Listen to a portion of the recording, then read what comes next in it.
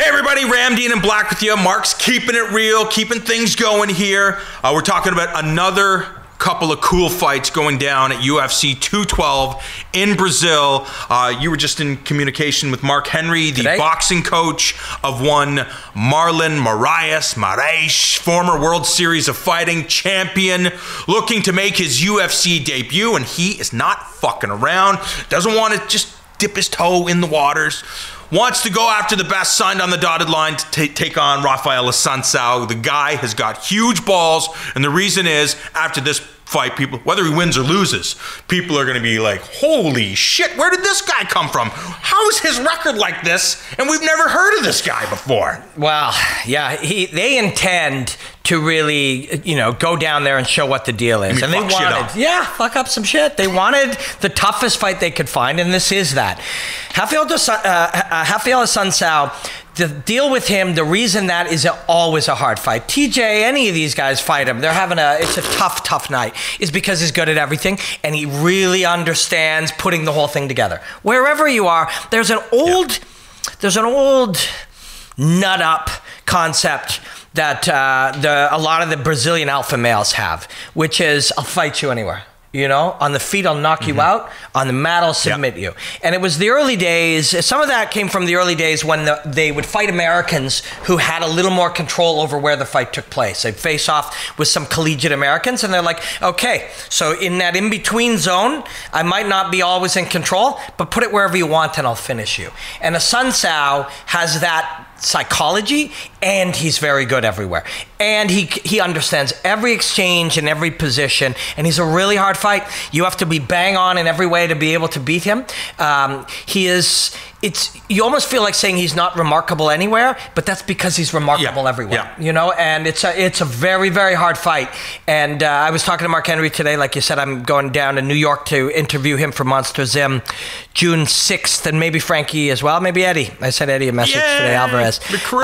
And they said, Henry is excited, and Moraes is the real thing, man. We've seen what he can do. Man. You land one or two low kicks, it's like old school Jose Aldo. He lands one or two of those things, the whole fight's different. The thing about it is, as you pointed out, Assuncao, though, he's been there. He's like, there's nothing that you're going to bring to the table that I haven't felt before. For sure. I've seen every angle in here. This is my home. I know you believe it's your home. So when I think about this fight, it's like, okay, these are going to be super close rounds. It's not championship rounds. This is a World Series of Fighting. There's no 25 minutes. Yeah. This is 15 minutes, and Assuncao is going to be durable he's going to be durable the whole time. But in order to get a victory, you got to seriously put this guy away. So, yes, I think you look at that first round, Assuncao is going to be super fresh, and that first round is going to be incredibly competitive. And Moraes will really push it on him. He's going to be really intense on him. Because he has to in order to make things count in the second, the third round. That's why it's like, okay, if you were a betting man and you had to put your money, I'm like, well, it's a split decision, I think, it's what's going to happen. I think it's going to be that close, even though I'm a believer in Marlon Moraes. I just believe that Assuncao continues to grow as well. I agree, and there was, Moraes' secret weapon or not so secret weapon is Frankie Edgar. When you're in there every single day, and Eddie Alvarez, but when you're in there every single day with Frankie Edgar, and you're working hands with him, and you're having to deal with, if your vision adjusts, and vision adjusts all the time, you train it. But, you and I and Mark and everybody watching this knows that we don't see a baseball the same way a major league hitter sees a baseball. Well, what? We're still waiting.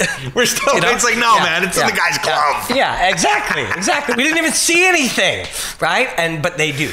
They do, and they learn to, and they adapt to signals that we don't understand, and they, in some cases, don't understand. It's a mental adaptation, and that's what happens when you train with Frankie Edgar as well, and that can be the difference in this fight. If Marlon Moraes ends up, because what he can do as a result is stay in the chaos a little longer. There are moments where the feet are planted, and there's a second and a third shot, or that fourth shot, where you stay in there to land on the exit, and you can do that when you're not getting hit. And you're not getting hit if you see everything, if your vision is good and you see what's coming.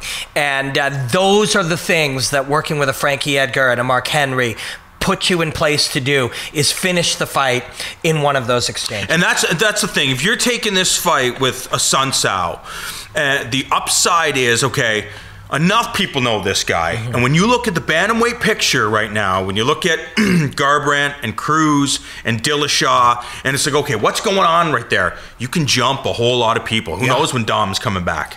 You know, who knows when the 35-pound championship, who's actually going to be fighting for that thing?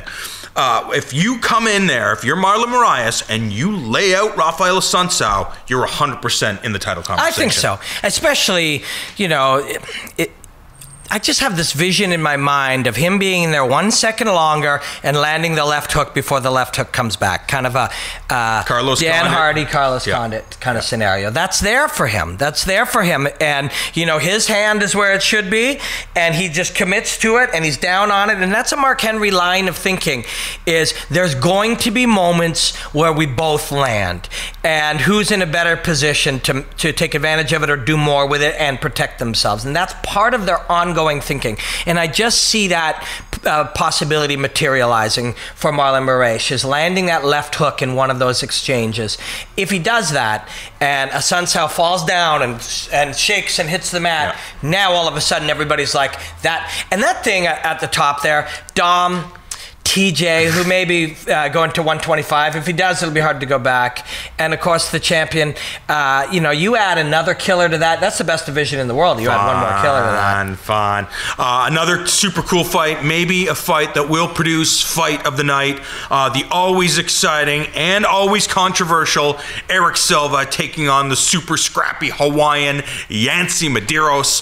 Fireworks all over this fight. Big fan of Yancy Medeiros. Big fan. Not a big fan of Erick Silva? Yeah, well, it's bad. I didn't like what he did to our man Nordine Taleb, but look what happened. Nordine. Yeah, you shouldn't have fucked around like that, man. Yeah, you're getting all rude like that, and but when you throw those leg kicks free of any setup at a TriStar guy, they are going to take you out. If you look back at what Nordine is fighting, well, by the time you watch this, he will have fought on Sunday in Sweden.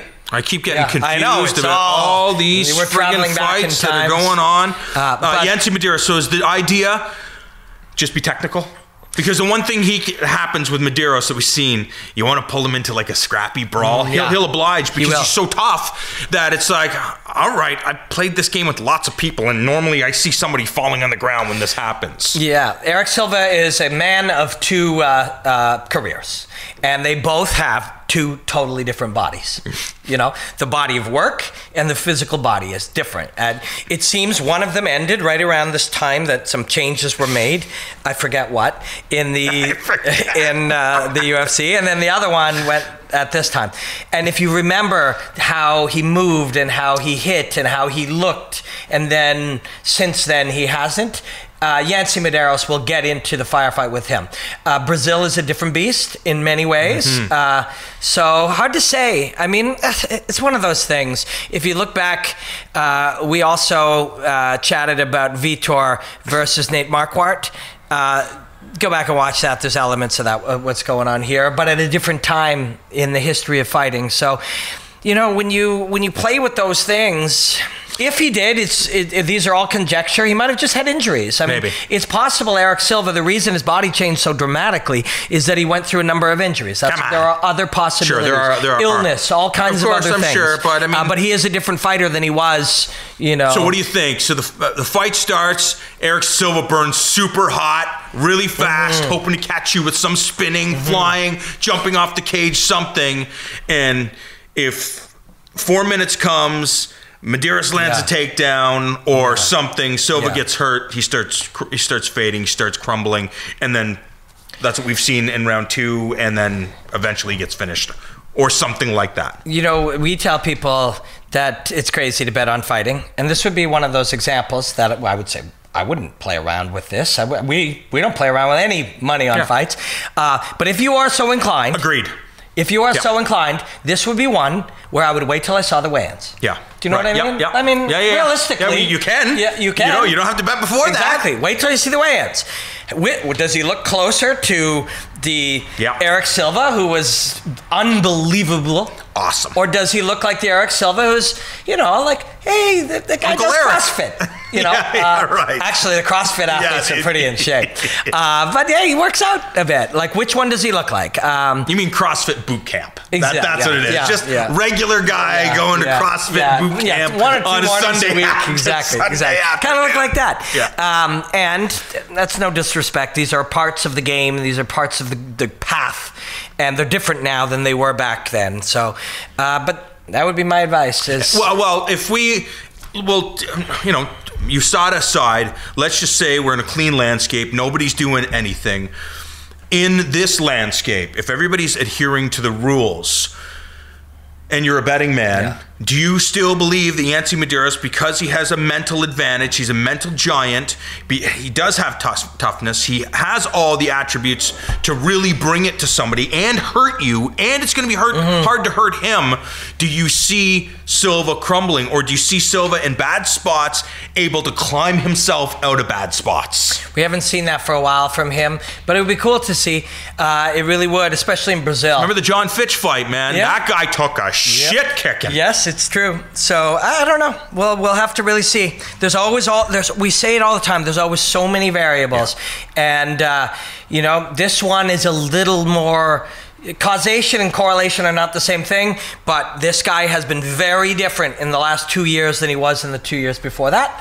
And so, and Yancy Medeiros gets better and better. He's a born fighter. He's really scrappy. He's really rangy.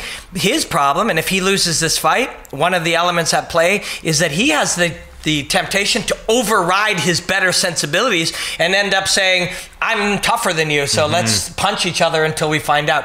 He still wins some of those, but that's a gamble every time. What Erick Silva will show up at UFC 212. It's also the debut of former World Series of Fighting champion Marlon Moraes. It is must-see TV, all going down in Rio de Janeiro.